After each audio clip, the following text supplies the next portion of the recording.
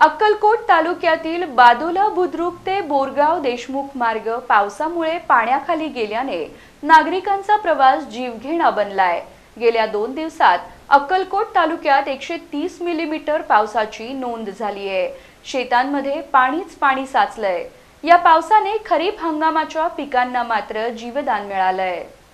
अक्कलकोट तालुक्यातील बादोला बुद्रुक ते बोरगाव देशमुख मार्ग पावसामुळे पूर्णपणे जलमय झालाय। या मार्गावरील ओढ्याला आलेल्या पाण्यामुळे नागरिक आणि विद्यार्थी जीव मुठीत घेऊन प्रवास करतायत। गेल्या 2 दिवसात तालुक्यात 130 मिलीमीटर पावसाची नोंद झाली असून अनेक शेतांमध्ये पाणी साचले आहे। या पावसाने खरीप हंगामातील पिकांना जीवदान मिळाले आहे, परंतु रस्त्यांची दुरावस्था नागरिकांसाठी डोकेदुखी ठरत आहे। स्थानिक प्रशासनाकडून अद्याप या मार्गावरील पाण्याचा निचरा करण्यासाठी कोणतीही ठोस उपाययोजना झालेली नाही। नागरिकांनी प्रशासनाकडे तातडीने दुरुस्तीची मागणी केली आहे।